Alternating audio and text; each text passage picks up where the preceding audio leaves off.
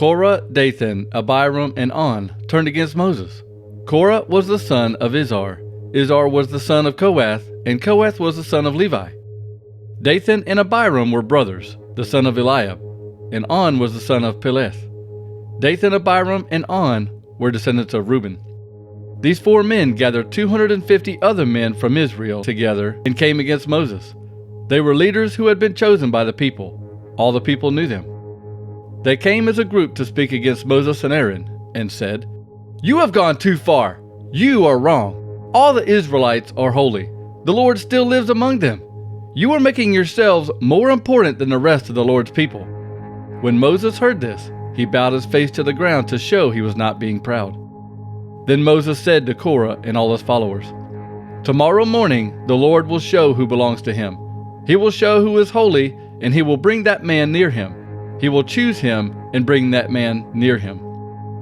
So Korah, you and all your followers should do this. Tomorrow, put fire and incense in some special pans. Then bring those pans before the Lord. He will choose the man who is holy. You Levites have gone too far. You are wrong. Moses also said to Korah, "You Levites, listen to me. You should be happy that the God of Israel chose you to be different from the rest of the Israelites. He let you come near to him to do the special work in the Lord's holy tent to help the Israelites worship him. Isn't that enough? He brought you Levites near to him to help the priest, but now you're trying to become priest also. You and your followers have joined together and turned against the Lord. Did Aaron do anything wrong? No. So why are you complaining against Aaron?" Then Moses called Dathan and Abiram, the sons of Eliab. But the 2 men said, "We will not come. You have brought us out of the land filled with many good things. You brought us to the desert to kill us, and now you want to show that you have even more power over us? Why should we follow you? You did not bring us into the new land filled with many good things. You did not give us the land God promised. You did not give us the fields or the vineyards. Will you make these men your slaves? No, we will not come." So Moses became very angry. He said to the Lord, "I never did anything wrong to these people. I never took anything from them, not even a donkey. Don't accept their gifts." Then Moses said to Korah, "You and all your followers will stand before the Lord tomorrow. Aaron will also be there with you and your followers. Each of you must bring a pan, put incense in it, and present it to the Lord. There will be 250 pans for the leaders, and 1 pan for you, and 1 pan for Aaron." So each man got a pan, and put burning incense in it. Then they stood at the entrance of the meeting tent. Moses and Aaron also stood there. Korah also gathered all the people together at the entrance of the meeting tent. Then the glory of the Lord appeared to everyone there. The Lord said to Moses and Aaron, "Move away from these men. I want to destroy them now." But Moses and Aaron bowed down to the ground and cried out, "God, you know what people are thinking. Please don't be angry with all these people. Only 1 man really sinned." Then the Lord said to Moses, "Tell the people to move away from the tents of Korah, Dathan, and Abiram." Moses stood and went to Dathan and Abiram. All the elders of Israel followed him. Moses warned the people, "Move away from the tents of these evil men. Don't touch anything that belongs to them. If you do, you will be destroyed because of their sins." So the men moved away from the tents of Korah, Dathan, and Abiram. Dathan and Abiram went to their tents. They stood outside of their tents with their wives, children, and little babies. Then Moses said, "I will show you proof that the Lord sent me to do all these things I told you. I will show you that all these things were not my own idea.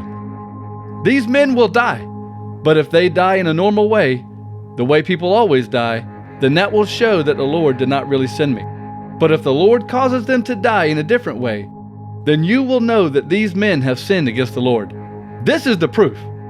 The earth will open and swallow them.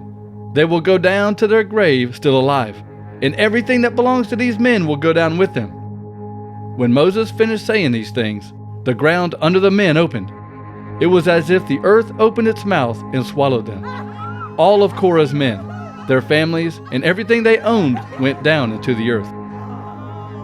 They went down into their grave alive.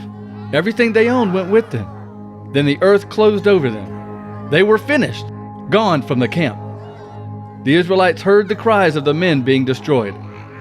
So they all ran in different directions and said, "The earth will swallow us too!"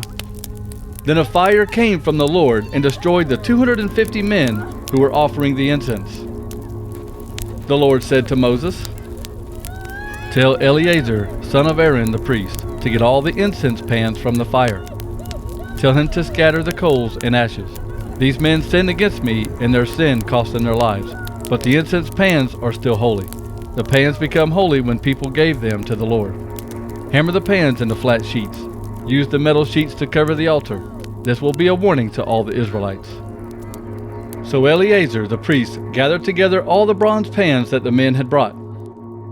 These men were all burned up, but the pans were still there. Then Eleazar told some men to hammer the pans into flat metal. Then he put the metal sheets on the altar. He did this the way the Lord commanded him through Moses. This was a sign to help the Israelites remember that only someone from the family of Aaron should burn incense before the Lord. Any other person who burns incense before the Lord will die, like Korah and his followers. The next day the Israelites complained against Moses and Aaron. They said, "You killed the Lord's people." Moses and Aaron were standing at the entrance of the meeting tent. The people gathered together at that place to complain against Moses and Aaron. But when they looked toward the meeting tent, the cloud covered it, and the glory of the Lord appeared there. Then Moses and Aaron went to the front of the meeting tent. The Lord said to Moses, "Move away from these people so that I can destroy them now." So Moses and Aaron bowed with their faces to the ground. Then Moses said to Aaron, "Get your bronze pan and some fire from the altar. Then put incense in it. Hurry to the people and do the things that will make them pure. The Lord is angry with them. The trouble has already started." So Aaron got the incense and the fire, and he ran to the middle of the people. But the sickness had already started among them. So Aaron stood between the dead and those who were still alive. He did what Moses said to remove their sin, and the sickness stopped there. But 14,700 people died from that sickness, and that is not counting the people who died because of Korah. So the terrible sickness was stopped, and Aaron went back to Moses at the entrance of the meeting tent. The Lord said to Moses, "Speak to the Israelites. Get 12 wooden walking sticks from them. Get one from the leader of each of the 12 tribes. Write the name of each man on his walking stick. On the stick from Levi, write Aaron's name. There must be one stick for the head of each of the 12 tribes. Put these walking sticks in the meeting tent in front of the box of the agreement. This is the place where I will meet with you. I will choose one man to be the true priest. You will know which man I choose, because his walking stick will begin to grow new leaves. In this way I will stop the people from always complaining against you and me." So Moses spoke to the Israelites. Each of the leaders gave him a walking stick. There were 12 walking sticks. There was one stick from each leader of each tribe. One of the walking sticks belonged to Aaron. Moses put the walking sticks before the Lord in the tent of the agreement. The next day, Moses entered the tent. He saw that Aaron's walking stick, the stick from the family of Levi, was the one that had grown new leaves. That walking stick had even grown branches and made almonds. So Moses brought out all the sticks from the Lord's place. He showed the walking sticks to the Israelites. They all looked at the sticks, and each man took his own stick back. Then the Lord said to Moses, "Put Aaron's walking stick back in front of the box that holds the agreement. This will be a warning for all these people who are always turning against me. This will stop their complaining against me, so that I will not destroy them." So Moses did what the Lord commanded him. The Israelites said to Moses, "We know that we will die. We are lost. We will all be destroyed. Anyone who even comes near the Lord's holy place will die. Is it true that we will all die?" The Lord said to Aaron, "You, your sons, and all the people in your father's family must bear the responsibility for any wrong that is done against the holy place or against the priest. To prevent that from happening, you must bring the rest of the men from the tribe of Levi to join you. These Levites will help you and your sons do the work in the tent of the agreement. These Levites will be under your control. They will do all the work that needs to be done in the tent. But they must not go near the things in the holy place or the altar. If they do, they will die, and you also will die. They will join you and work with you. They will be responsible for caring for the meeting tent. All the work that must be done in the tent will be done by them. No one else may come near the place where you are. You are responsible for caring for the holy place and the altar. I don't want to become angry with the Israelites again. I myself chose the Levites from among all the Israelites. They are as a gift to you. I gave them to you to serve the Lord and work in the meeting tent. But Aaron, only you and your sons may serve as priests. You are the only ones who can go near the altar or behind the curtain into the most holy place. I am giving you a gift, your service as a priest. Anyone else who tries to come too close must be killed." Then the Lord said to Aaron, "I myself gave you responsibility over all the special gifts people give to me. All the holy gifts that the Israelites give to me I give to you. You and your sons can share in these gifts. They will always belong to you. The people will bring gifts, grain offerings, sin offerings, and guilt offerings. These offerings are most holy. Your share in the most holy offerings will come from the parts that are not burned. All these things will be for you and your sons. Eat these things only in a very holy place. Every male in your family may eat them, but you must remember that these offerings are holy. The Israelites will bring special gifts that you will lift up to me. I give these gifts to you and your sons and daughters. That is your share. Everyone in your family who is clean will be able to eat it. And I give you all the best olive oil and all the best new wine and grain. These are the things that the Israelites give to me, the Lord. These are the first things that they gather in their harvest. When the people gather a harvest, they bring all the first things to the Lord. So these things I will give to you, and everyone in your family who is clean may eat it. Anything in Israel that is a special gift to God is yours. A woman's first baby and an animal's first baby must be given to the Lord. That baby will belong to you. If the firstborn animal is unclean, then it must be bought back. If the baby is a child, that child must be bought back. They must make the payment when the baby is 1 month old. The cost will be 5 shekels of silver. You must use the official measure to weigh this silver. A shekel by the official measure is 20 gerahs. But you must not make a payment for the firstborn cow, sheep, or goat. These animals are holy. Sprinkle their blood on the altar and burn their fat as a sweet-smelling gift to the Lord. But the meat from these animals will be yours.